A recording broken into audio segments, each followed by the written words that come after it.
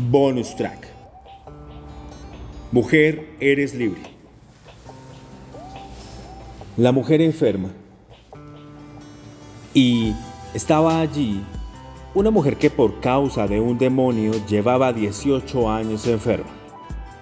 Andaba encorvada y de ningún modo podía enderezarse. Cuando Jesús la vio, la llamó y le dijo: Mujer, quedas libre de tu enfermedad. Lucas 13 del 11 al 12. De manera periódica, el Espíritu Santo nos permite vislumbrar el testimonio de uno de los pacientes del mismo médico divino. El pasaje se refiere al conflicto personal de aquella mujer, pero tal vez puedas encontrar algún punto de encuentro entre su caso y el tuyo. Ella podría ser como alguien que conoces o que hayas conocido.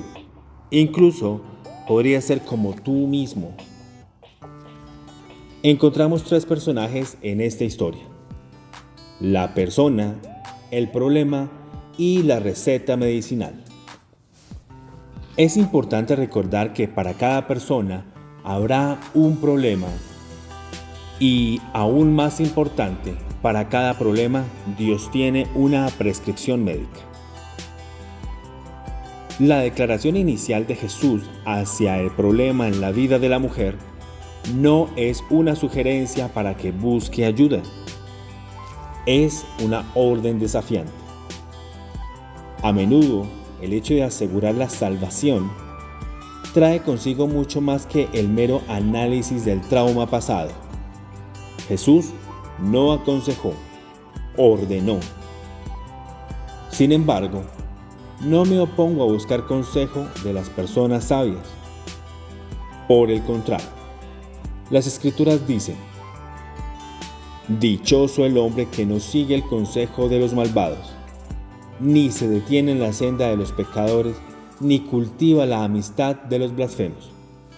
Salmo 1:1. Sin dirección, la nación fracasa. El éxito depende de los muchos consejeros. Proverbios 11:14. Lo que deseo dejar en claro es que, luego que hayas analizado el estado de la situación y después de haber entendido su origen, la autoridad de la palabra de Dios sigue siendo necesaria para poner el pasado a tus pies. El padecimiento de esta mujer era consecuencia de algo que la había atacado hacía 18 años. Me pregunto si puedes relacionar este hecho con las secuelas de largo alcance que traen consigo los sufrimientos pasados. Para la víctima, esta clase de trauma es tan reciente hoy como lo fue en el momento en que sucedió. Aunque el problema pueda tener su raíz en el pasado, la receta medicinal es una palabra actual de Dios. La palabra es la misma ayer, hoy y por siempre jamás. Observa Hebreos 13:8. En otras palabras, la palabra que oyes hoy tiene el poder de curar tu pasado. Jesús dijo: Mujer, eres libre. El Señor no la llamó por su nombre. No se dirigió a ella solo como ser humano. Le habló a su condición femenina, a la canción que habitaba en ella, a su belleza interior. Como una rosa que se marchitaba, Jesús se dirigió a lo que ella hubiera o pudiera haber sido.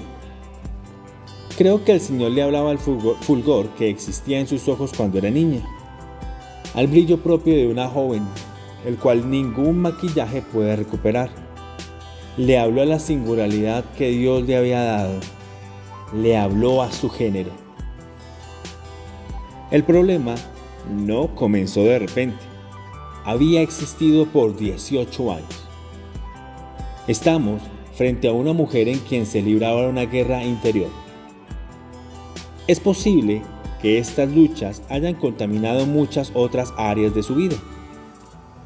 La enfermedad que atacó su vida física Sin embargo, muchas mujeres también luchan con enfermedades cuya raíz es un trauma emocional, las cuales pueden ser tan desafiantes como una dolencia física. Una discapacidad emocional puede crear lazos de dependencia y otros planos de la vida. Por lo tanto, un vínculo puede tomarse como una muleta de apoyo. Así, la mujer enferma ejerce tanta presión sobre la gente que las relaciones sanas se deterioran. En muchas ocasiones, este tipo de personas generarán una serie de vínculos enfermizos. Es cierto que has tenido 5 y el que ahora tienes no es tu esposo. En esto has dicho la verdad. Juan 4:18. La sanidad no puede venir sobre una persona desesperada porque constantemente está hurgando en la vida de los demás. Es necesario, y como una de las primeras medidas que debe tomar una persona enferma, que rompa con el hábito de usar a los demás como un narcótico para adormecer el triste dolor del vacío interior. Cuanto más mediques los síntomas, menos oportunidades tienes de permitir que Dios te sane. Otra tendencia destructiva que sucede con cualquier tipo de abuso es el hecho de aumentar la dosis. Evita vínculos adictivos u obsesivos. Si eres cada vez más dependiente de cualquier cosa que no sea Dios, con el fin de crear una sensación de plenitud en tu vida, entonces estás haciendo un mal uso de tus vínculos. Aferrarse a las personas es muy diferente que amarlas. No es una declaración de amor, sino una exclamación de tu necesidad de ellas que, como la lujuria, es una actitud intensamente egoísta. Es recibir y no dar. Amar es dar. Dios es amor. Dios demostró su amor no en la necesidad que tenía de nosotros, sino en su dádiva. Porque de tal manera amó Dios al mundo, que dio a su Hijo unigénito, para que todo el que cree en Él no se pierda, sino que tenga vida eterna. Juan 3:16. Las Escrituras muestran claramente que esta mujer enferma había intentado levantarse.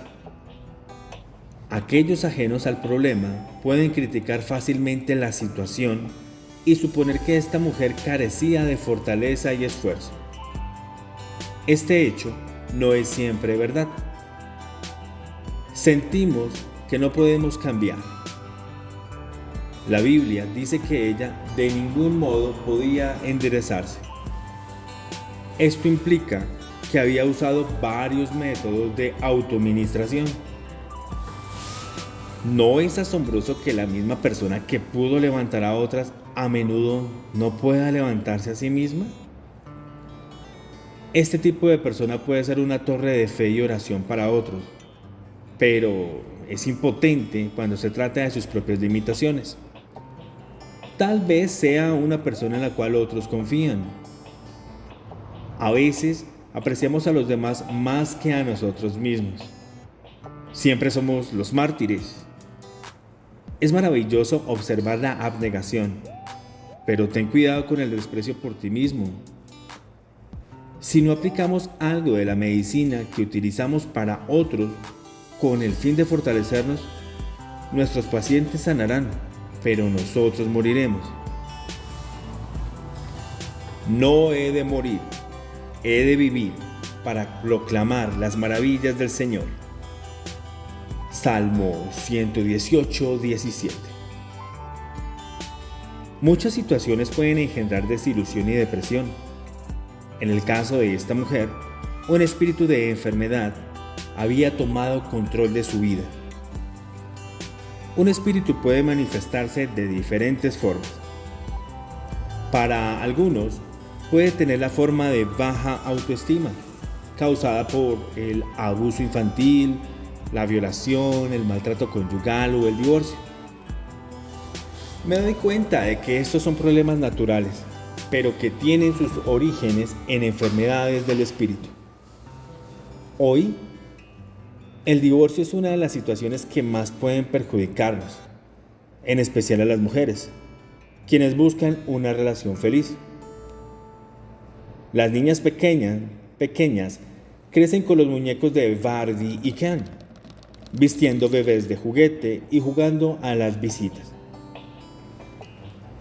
Las jovencitas leen novelas de amor recostadas en la cama, mientras que los jovencitos juegan a la pelota y andan en bicicleta por el parque.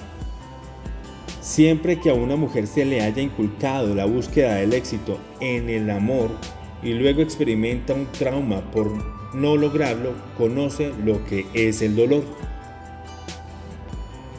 El divorcio no es la simple separación, no. Es la ruptura de lo que ha estado unido. Cuando algo se rompe, no sana fácilmente. Pero Jesús puede sanar un corazón herido o roto. El Espíritu del Señor está sobre mí, por cuanto me ha ungido para anunciar las buenas nuevas a los pobres. Me ha enviado a proclamar libertad a los cautivos y dar vista a los ciegos, a poner en libertad a los oprimidos. Lucas 4:18. Aproximadamente 5 de cada 10 matrimonios terminan en divorcio. Esos hogares destruidos dan como consecuencia adultos y niños quebrantados y sueños rotos.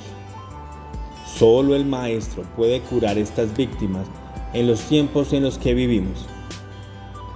Él solamente puede tratar los efectos a largo plazo de esta tragedia. El perdón es uno de los bálsamos más importantes que brinda el Espíritu Santo.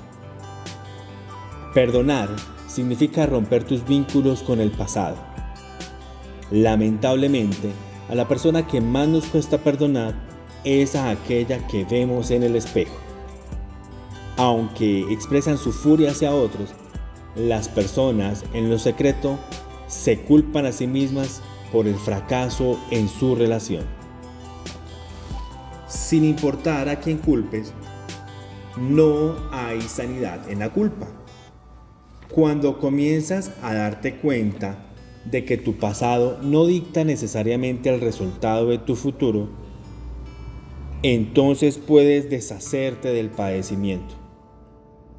Es imposible que respires aire nuevo si no exhalas primero el viejo. Ruego que mientras lees, Dios te conceda la gracia de la liberación y de este modo puedas recibir lo que el Señor ahora tiene para ti. Exhala. Luego inhala. Hay mucho más para ti. Tal vez una de las acusaciones más serias contra nuestra civilización sea el notorio descuido del bienestar de nuestros niños. El abuso de menores, ya sea físico, sexual o emocional, es una cuestión terrible para que la soporte una mente inocente. Es horrible pensar que esos niños pequeños, quienes sobreviven a los peligros de la calle, las escuelas públicas y la sociedad en decadencia en que vivimos, lleguen a su hogar para soportar el abuso en lo que debería ser un refugio.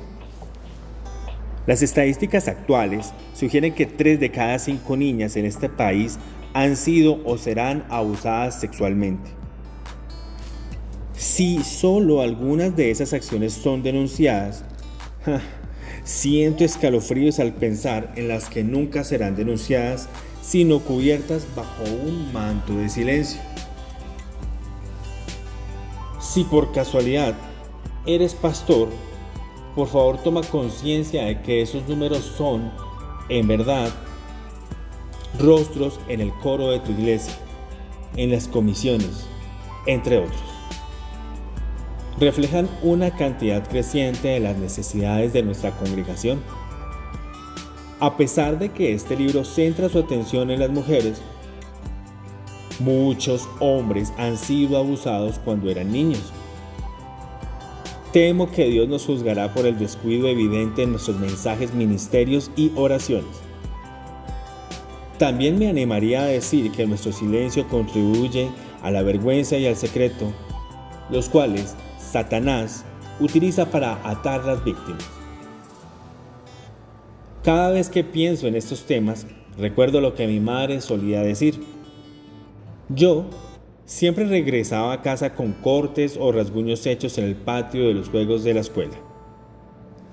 Mi madre sacaba la venda, lavaba la herida y decía: lo que se cubre no sana bien. Tenía razón, pues lo que se cubre no sana bien. Tal vez Jesús pensaba en esto cuando ordenó a la mujer enferma que se hiciera presente.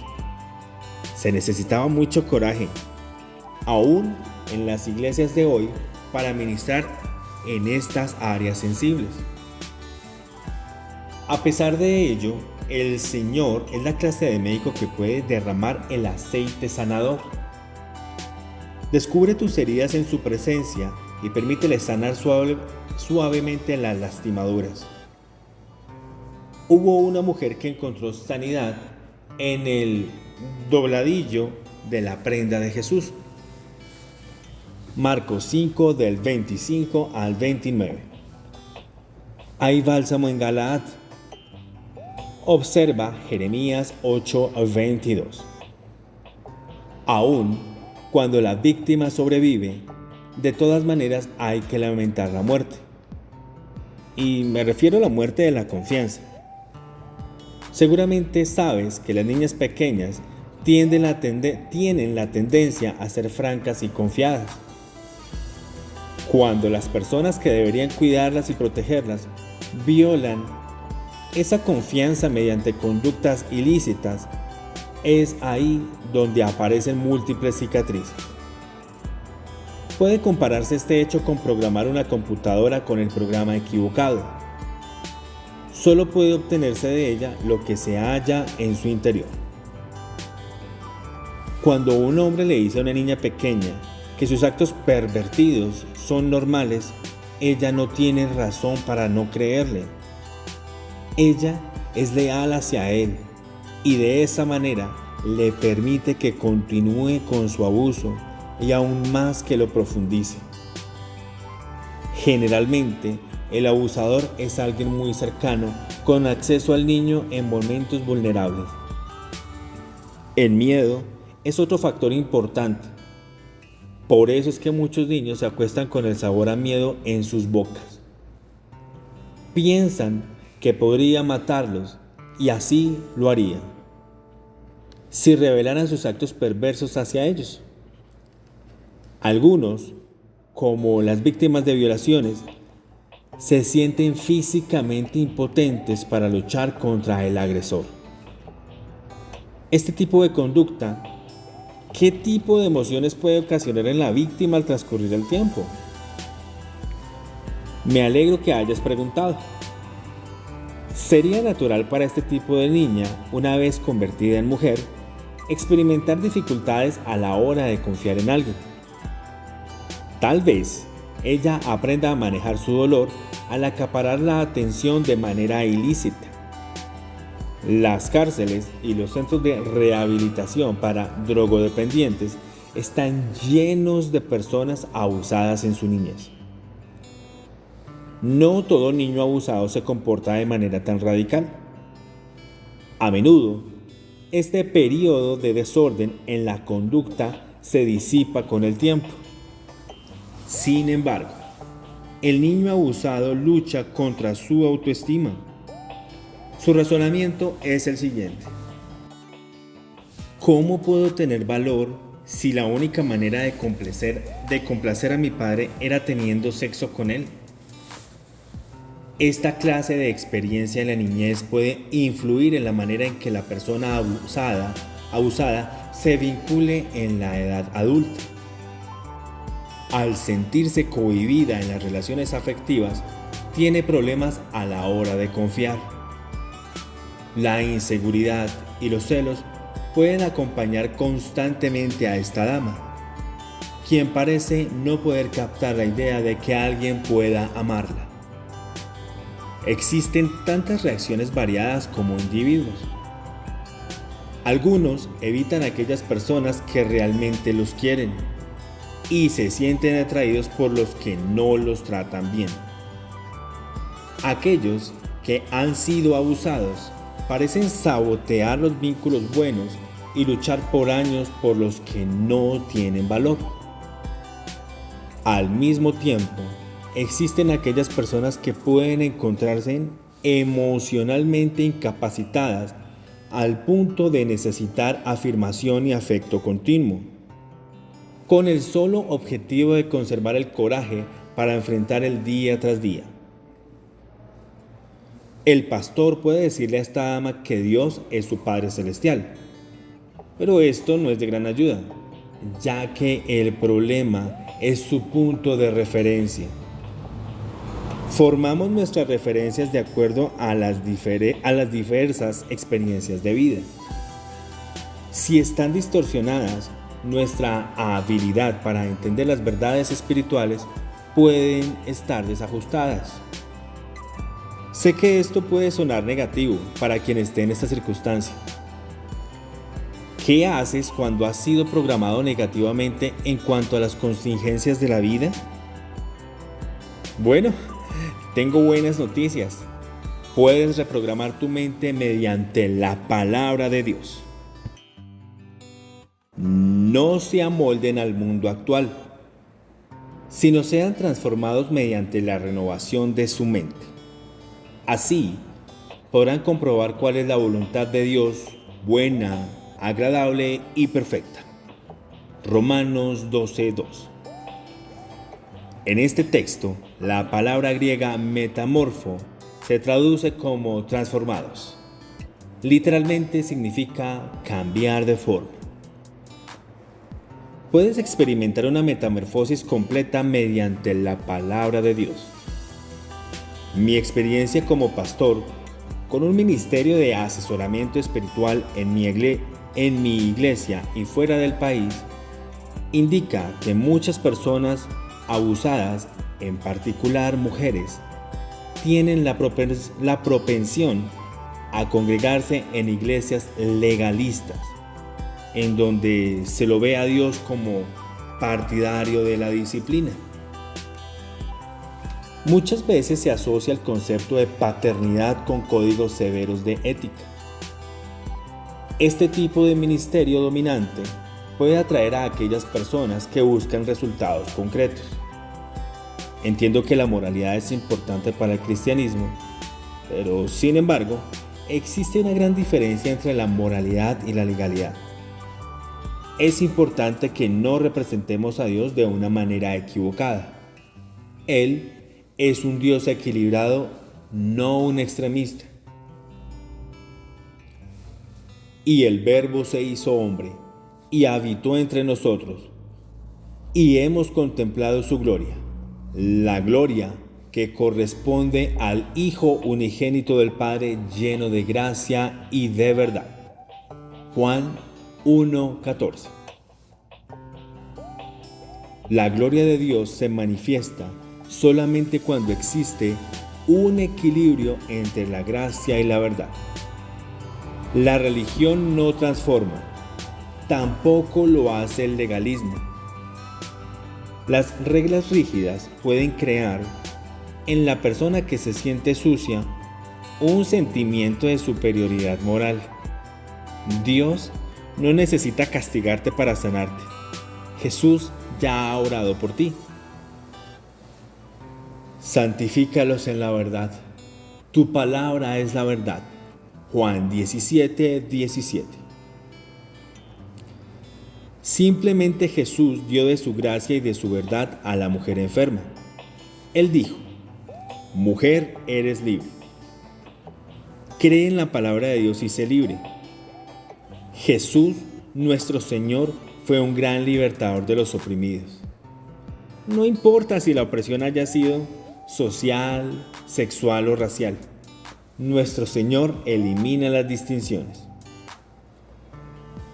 Ya no hay judío ni griego, esclavo ni libre, hombre ni mujer, sino que todos ustedes son uno solo en Cristo Jesús. Gálatas 3:28. Es importante destacar que este versículo trata sobre la unidad e igualdad con respecto al pacto de salvación. Es decir, todos somos iguales ante Dios. Él elimina las barreras que potenciarían el prejuicio y la separación con el cuerpo de Cristo. Sin embargo, también es importante destacar que aunque no exista la distinción en la manera en que los diferentes grupos recibimos la salvación, debería apreciarse la singularidad de cada uno de ellos. Existe la singularidad racial, social y sexual que no solo deberíamos aceptar, sino también apreciar. Enseñar a otras culturas o razas que la única manera de adorar a Dios es como lo hace una cultura en particular es violación cultural. La unidad no puede suceder a costa de la singularidad de expresión. También deberíamos tolerar la diversidad en las distintas clases sociales. Es maravilloso enseñar qué es la prosperidad, siempre y cuando se comprenda que la iglesia no es una organización de élite para yuppies espirituales solamente, donde se excluye a otras clases sociales. Si se ha de apreciar la singularidad a nivel racial y social, también debe apreciarse la singularidad sexual. El varón y la mujer son uno en Cristo. Sin embargo, cada uno de ellos son únicos y este hecho no debe manipularse. Deja que el varón sea masculino y la mujer femenina. Es pecaminoso que el hombre se desvirtúe a sí mismo al comportarse como una mujer. No hablo solamente de la homosexualidad, sino también de los varones afeminados en sus modos. Tal vez muchos de esos hombres no eran homosexuales en su conducta, pero la Biblia dice que deben ser sanos de sus amaneramientos, o viceversa. Es igualmente triste ver una mujer masculina, bastante. De todos modos, Dios desea que sanen, no que los odien. ¿No saben que los malvados no heredarán el reino de Dios? No se dejen engañar, ni los fornicarios, ni los idólatras, ni los adúlteros, ni los sodomitas, ni los pervertidos sexuales. Primera de Corintios 6:9. He comprendido que estos desórdenes de conducta son áreas que requieren sanidad y oración. Simplemente lo que quiero decir es que la unidad no niega la singularidad. Dios dice: no quiero que los hombres pierdan su singularidad masculina. Esta afirmación se aplica también a lo racial, social y sexual. Dios puede a la vez apreciar nuestras diferencias y aún así crear unidad. Él es como el director de orquesta que puede coordinar instrumentos extremadamente diferentes para producir un sonido unificado y armonioso.